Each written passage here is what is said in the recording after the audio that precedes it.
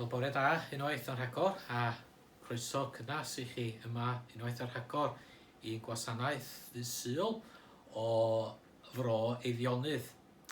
Mae hi yn seithfad Sul y Pas. Today is the 7th Sunday of Easter, and we warmly welcome you to this bilingual service from Bro Eifionydd. It's wonderful to have your company once again. Diolch am eich cwmni. Felly, da ni'n cwrdd yn enw Duw y Tad, y Mab, a'r Ysbryd Glân. Amen.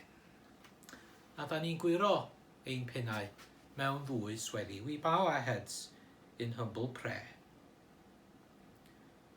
Arglwydd Iesu Grist, cyfarchwn di heddiw fel brenin y brenhinoedd ac arglwydd yr arglwyddi.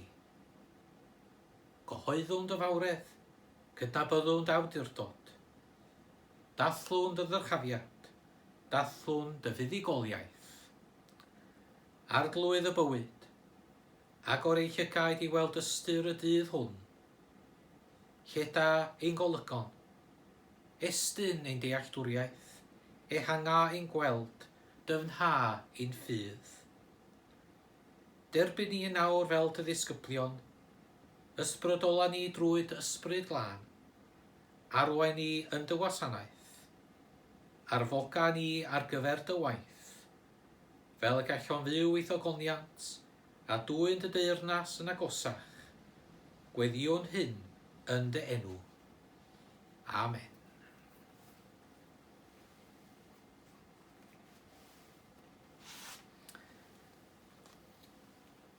Our first reading today is taken from the Acts of the Holy Apostles, from the first chapter, verses 6 to 14.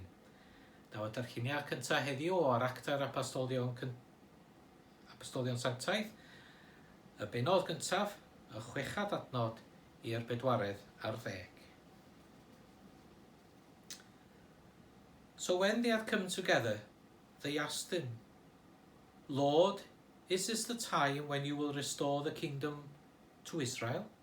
He replied, It is not for you to know the times or periods that the Father has set by his own authority, but you will receive power when the Holy Spirit has come upon you, and you will be my witnesses in Jerusalem, in all Judea and Samaria, and to the ends of the earth.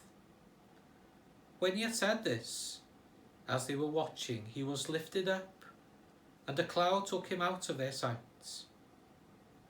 When he was going, and they were gazing up toward heaven, suddenly 2 men in white robes stood by them.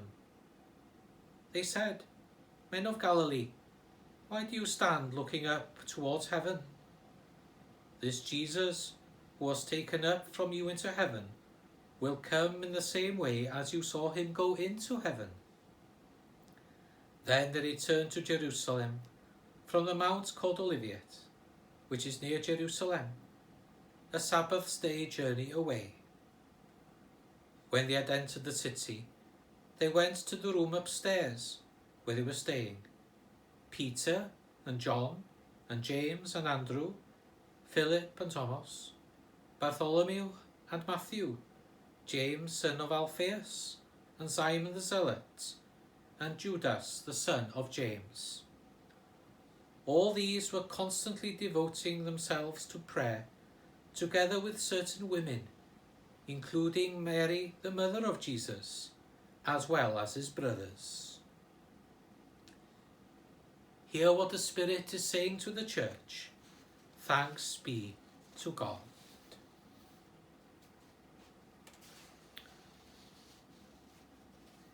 The second reading set for today is from the Most Holy Gospel of St. John, from chapter 17, verses 1 to 11. Daw'r darlleniad yr Efengyl heddiw o'r Efengyl yn ôl Sant Ioan, o'r benod 17, yr adnod gyntaf i'r 11.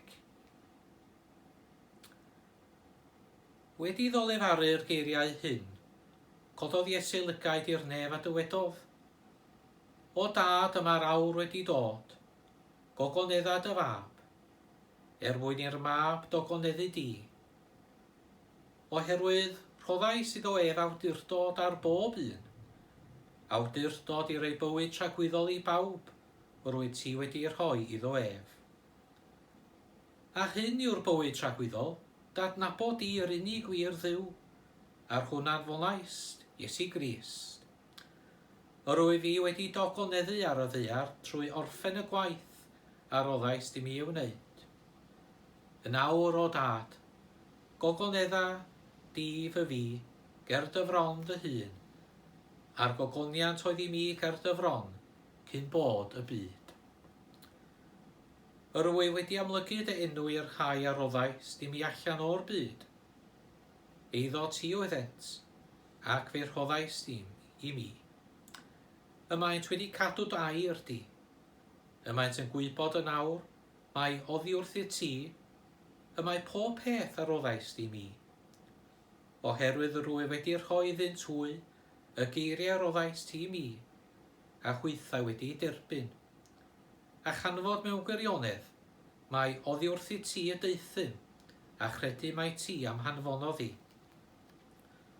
Dros dynt hwy, yr wyf yn gweddio, nid dros y byd yr wyf yn gweddio, ond dros y rhai a roddais di mi. Oherwydd iddo ti ydynt, y mae pob peth sy'n iddo fi yn iddo ti, a'r iddo ti yn iddo i fi. Ac yr wyf fi wedi fy ngogoneddu yn ddynt hwy. Nid dwi fi mwyach yn y byd, ond y mae twy yn y byd. Yr wyf fi'n dod ata ti, o dad sanctaidd. Cadw hwy'n ddiogel trwy dy enw, yr enw ar olais di mi, mwyn iddynt fod yn un, fel yr ydym ni yn un.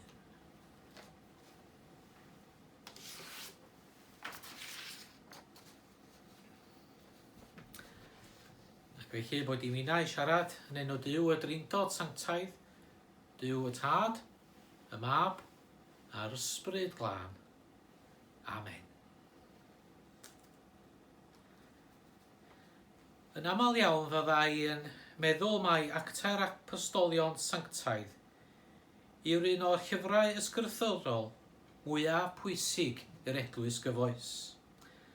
Mae'r hanes a'r ddysgeidiau sydd i'w ganfod yn y llyfr yma yn orlaen hanes yr Eglwys gynnar, a oedd yn llawn brwdfrydedd drwy nerth yr Ysbryd Glân.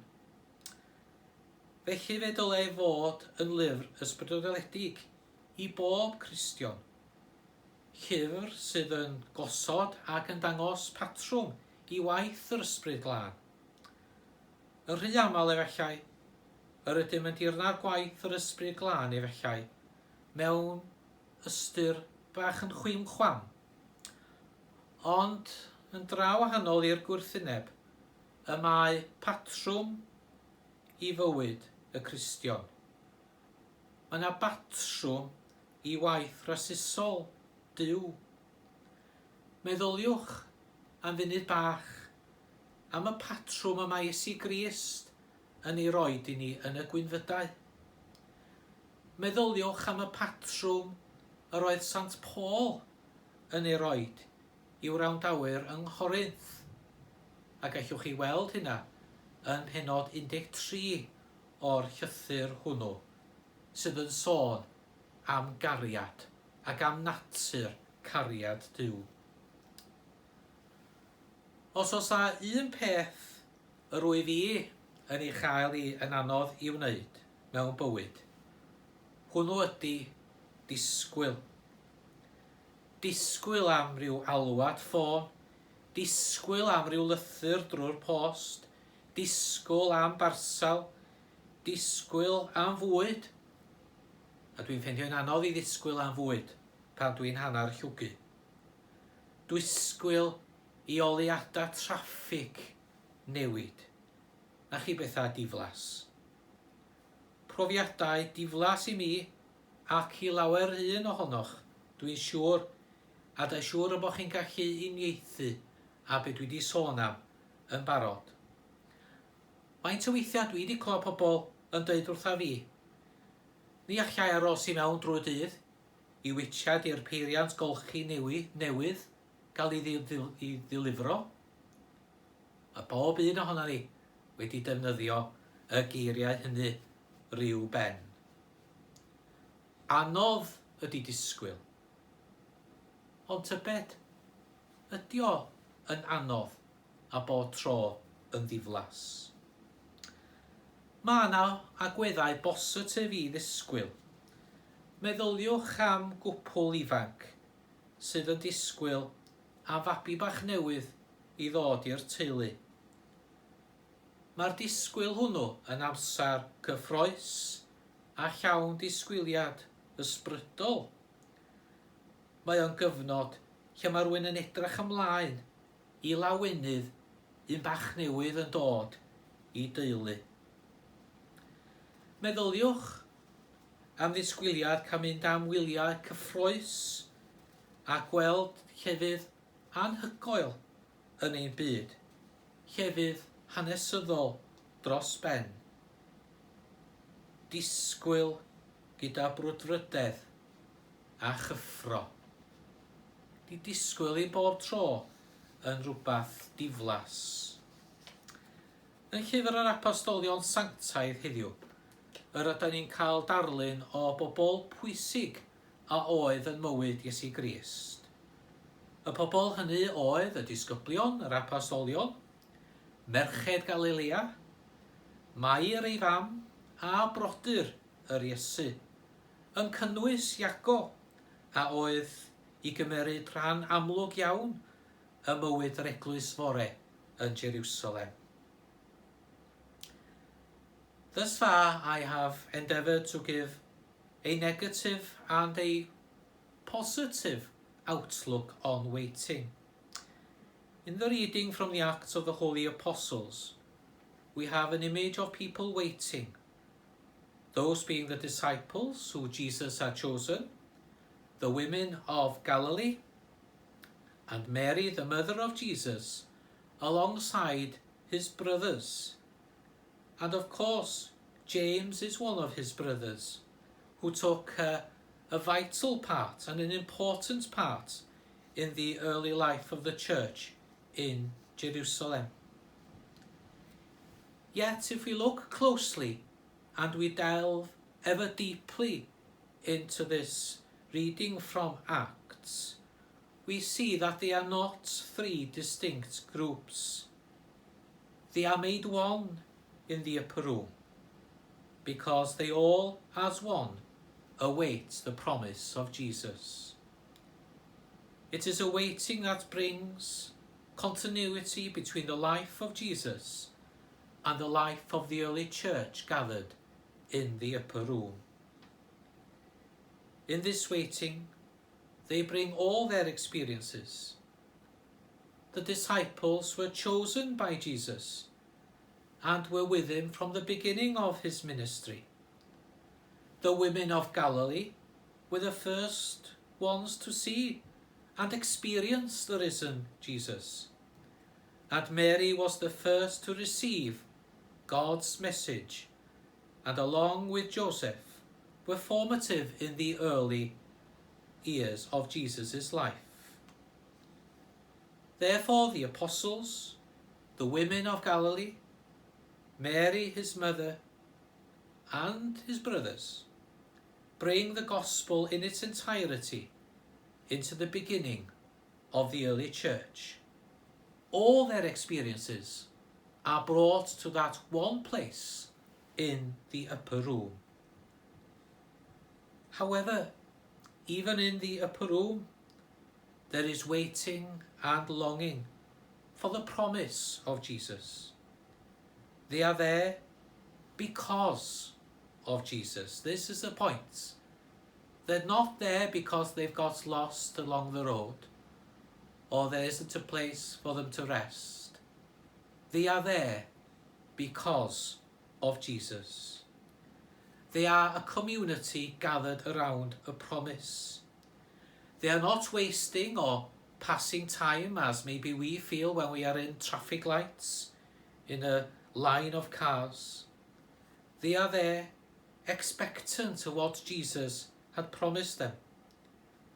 And it is together where the Spirit, when people are together, that is when the promise of Jesus and his Holy Spirit comes to the fore.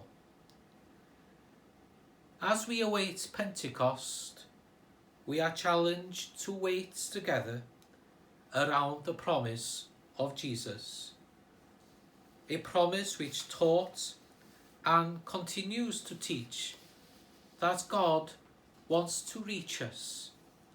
He wants to visit us with power and love.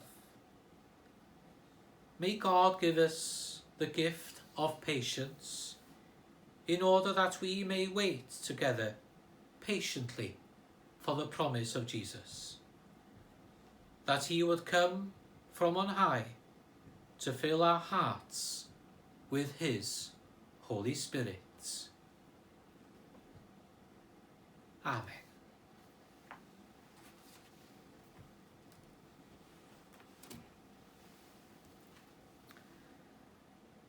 The collect of the day for the Sunday after Ascension Day, taken from the Book of Common Prayer. O God, the King of glory, who has exalted thine only Son, Jesus Christ, with great triumph unto thy kingdom in heaven, we beseech thee, leave us not comfortless, but send us to thine Holy Ghost to comfort us, and exalt us unto the same place whither our Saviour Christ is gone before, who liveth and reigneth with thee and the Holy Ghost, one God, world without end. Amen.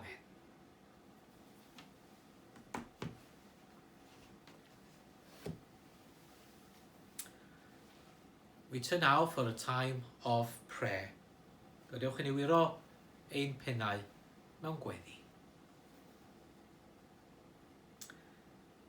May all Christian people be one in the glory of Christ. We pray for Andrew our Bishop, for Andrew our Archdeacon, and for the life of witness of Bro Efionydd Ministry Area, and all its people.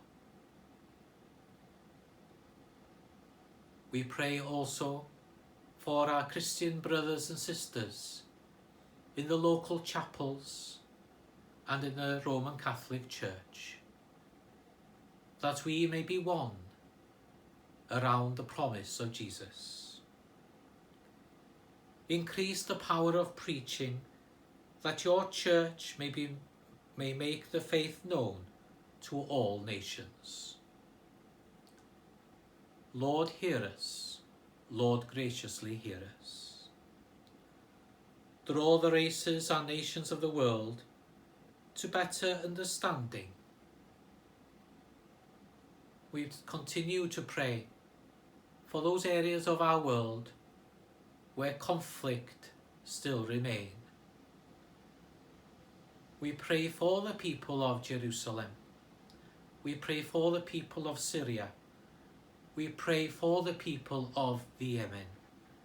And we pray for all those places where there is conflict, but do not make the national or international news.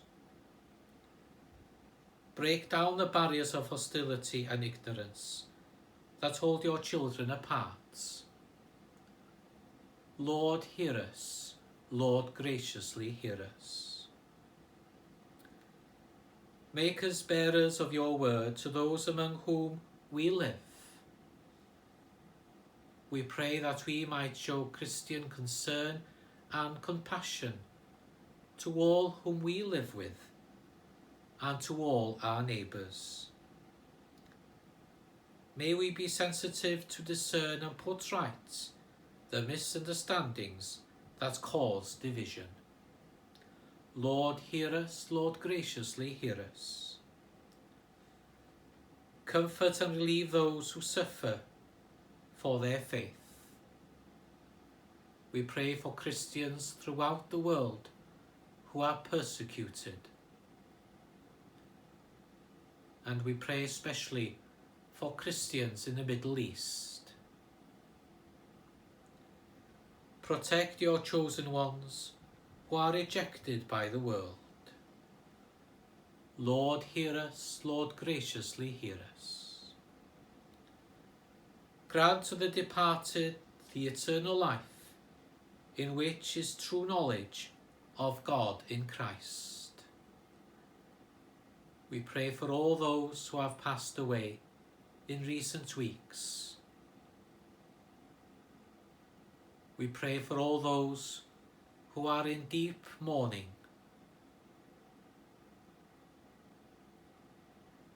May the departed forever share in the glory and promise of Jesus.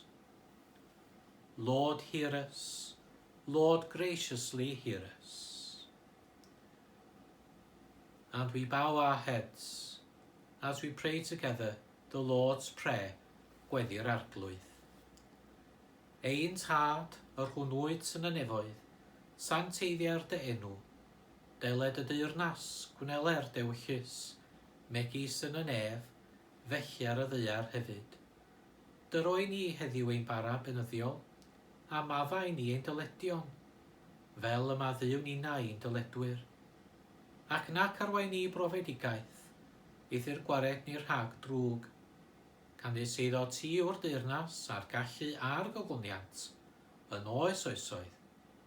Amen. Gweddio fendith, a prayer of blessing. Tangnefedd Dduw sydd i'w chlaw pob deall, a gadw eich calonau a'ch meddyliau, yng ngwybodaeth a chariad Dduw, a'i fab Iesu Grist ein harglwydd. A bendith Dduw holl a lliog, y tad, y mab a'r ysbryd glân, a fwn eich plith, ac a drigo gyda chwi, a phob un sydd yn anwyl i chwi, yr awr hon ac hyd byth.